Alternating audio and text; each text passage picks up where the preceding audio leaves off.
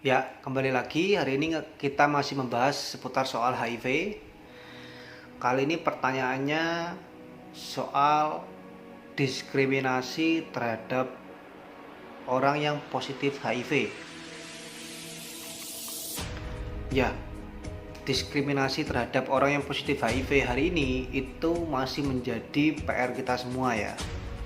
Saya sendiri pun pernah ada satu kasus di area Jawa Timur.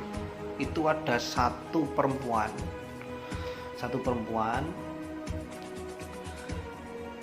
ini mengalami diskriminasi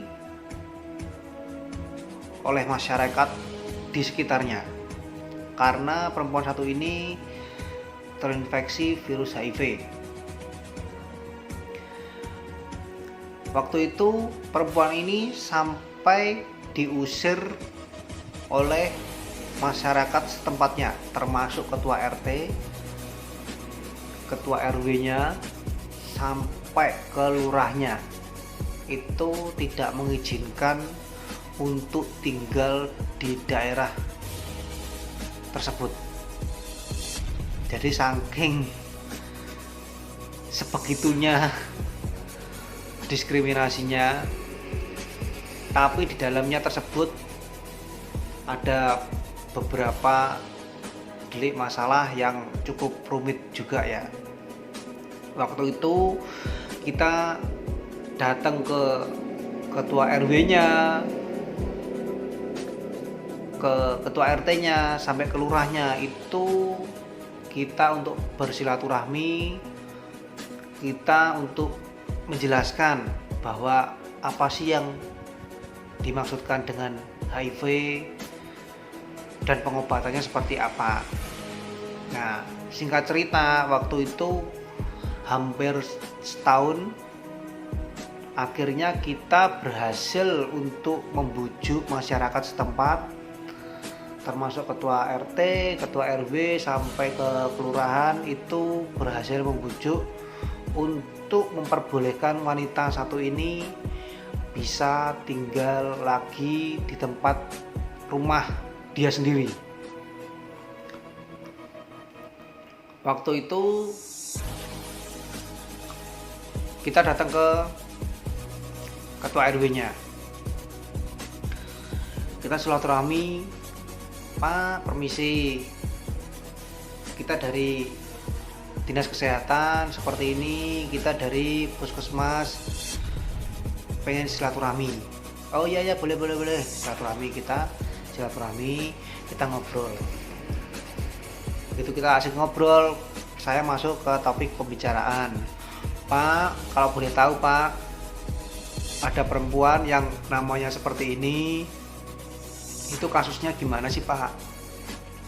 Terus dia cerita, gini loh, perempuan itu sudah saya ingatkan berkali-kali, kalau pulang itu seringkali dalam keadaan mabuk dan seringkali dijemput dan dipulangkan oleh laki-laki yang berbeda semua.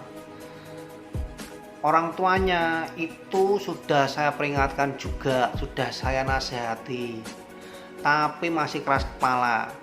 Muka saya itu mau ditaruh di mana, saya juga malu.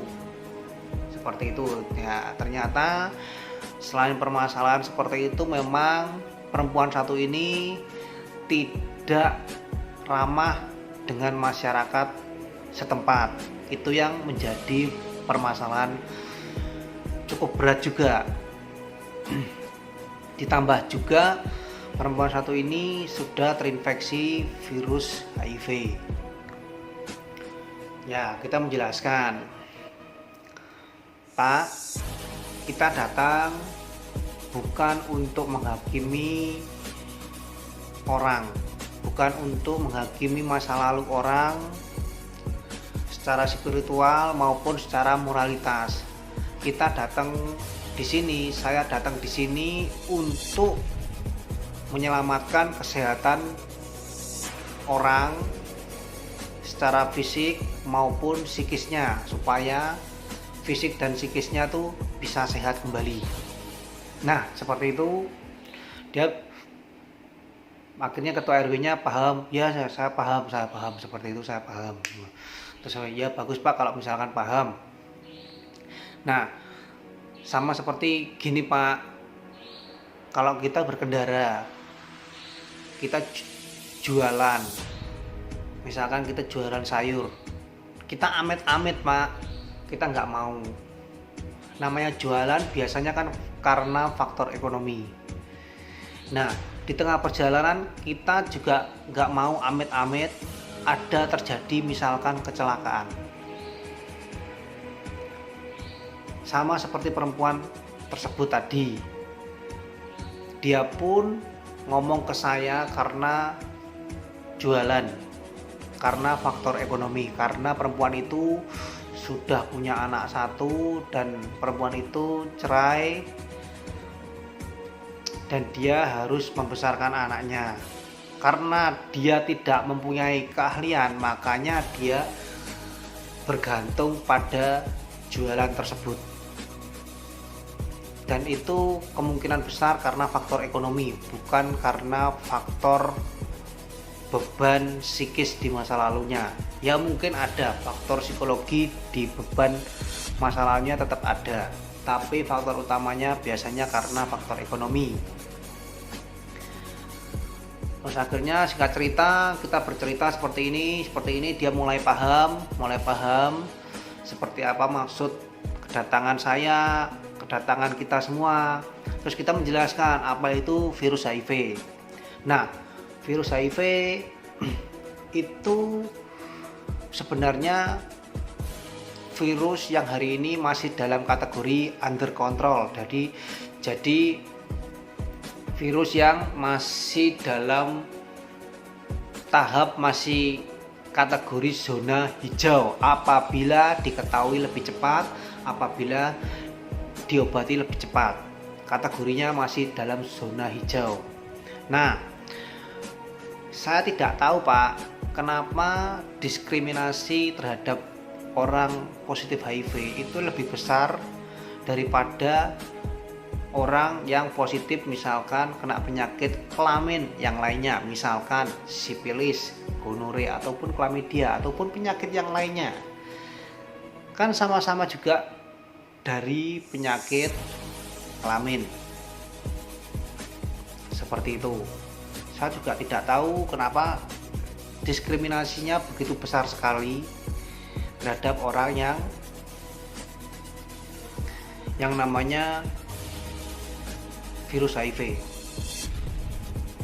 Nah, kalau dipikir-pikir kurang lebih kan hampir sama dengan penyakit-penyakit kelamin yang lainnya. Hanya saja penyakit HIV hari ini belum ada obatnya.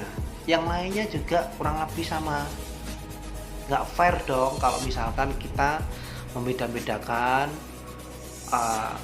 diskriminasi terhadap orang satu golongan aja. Padahal kurang lebih golongan yang lainnya juga hampir sama seperti itu. Kalaupun kita memilih Pak, misalkan virus HIV ini memang penyakit menular, tapi ada nggak penyakit menular yang lebih mematikan daripada virus HIV? Ada Pak, yang namanya bakteri tuberkulosis. Nah bakteri tuberkulosis itu adalah penyakit menular yang paling mematikan di Indonesia saat ini. Karena kenapa? Hari ini orang-orang yang terkena tuberkulosis itu sekitar 15%, bahkan ada di beberapa tempat sekitar 20% itu meninggal dunia karena tuberkulosis.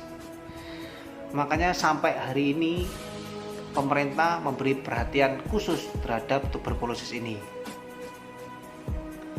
Nah, tuberkulosis ini dan HIV itu sama-sama penyakit menular, hanya saja perbedaannya kalau tuberkulosis itu kita tidak bisa memilih. Karena kenapa? Tuberkulosis itu penularannya melalui batuk droplet ataupun bersinnya, ataupun kita ngomong seperti ini, itu bisa menularkan. Nah sedangkan kita sebagai manusia kita tidak bisa menghirup udara mana yang baik, mana yang buruk. Kita nyedot asal nyedot aja. Nah, kalaupun bisa memilih, kita harusnya bisa memilih yang namanya yang baik saja. Yang buruk nggak usah kita hirup udaranya. Itu tuberkulosis tidak bisa seperti itu. Jadi mau nggak mau harus dihirup. Kita nggak bisa memilih. Sedangkan virus HIV itu berbeda dengan tuberkulosis. Virus HIV itu kita bisa memilih. Kita masih bisa sadar untuk memilih. Selagi bukan pasangan kita, seharusnya masih dalam kategori oke.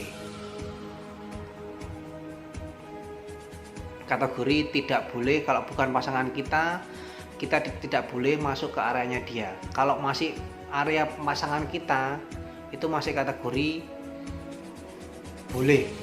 Seperti itu, Pak. Jadi kenapa maksud kedatangan kita ke sini itu karena satu, menyelamatkan kesehatan perempuan ini secara fisik maupun psikisnya. Yang kedua, Pak, kalaupun perempuan ini mengalami diskriminasi, itu akan menghambat pengobatan. Kalau kita menghambat pengobatan, itu akan berpotensi untuk menularkan ke yang lainnya. Jadi selain kita datang untuk menyelamatkan perempuan ini, kita juga menyelamatkan seluruh bangsa Indonesia ini supaya bersih dari virus HIV dan tidak menularkan satu ke yang lainnya. Dengan cara satu, Pak, diberi support dan dukungannya. Itu yang pertama, tidak melakukan diskriminasi, supaya yang kedua, supaya orang ini mau melakukan pengobatan. Kalau dua-duanya ini sudah bisa, biasanya orang ini akan lebih baik lagi. Nah, kurang lebih saya pembicaraan dengan ketua RW seperti itu. Dan waktu itu butuh waktu hampir 1 tahun untuk menjelaskan ke beberapa masyarakat setempat. Dan akhirnya singkat cerita, perempuan ini bisa kembali ke rumahnya, meskipun mungkin hari ini tetap masih ada bahan omongan-omongan di masyarakat yang negatif. Tapi setidaknya perempuan ini sudah bisa kembali ke rumahnya. Itu sudah sangat bersyukur sekali. Mungkin Bapak Ibu punya cerita di luaran sana yang mengalami diskriminasi terhadap orang yang positif HIV. Nah, itu menjadi PR kita semua. Kalau ada orang yang mengalami diskriminasi terhadap virus HIV, orang yang positif HIV, itu akan menghambat orang-orang untuk melakukan pengobatan. Nah, kalau menghambat melakukan pengobatan, itu akan menjadikan berpotensi penularan yang lebih besar lagi. Nah, oleh sebab itu, alangkah lebih baiknya kalau kita semua sebagai masyarakat itu mendukung yang orang yang sudah positif HIV, didukung untuk melakukan pengobatan dan didukung secara moralitas, baik secara spiritual, tingkah laku maupun pembelajaran soal HIV. Seperti itu. Mungkin dari saya cukup sekian. Semoga informasi ini cukup bermanfaat. Terima kasih.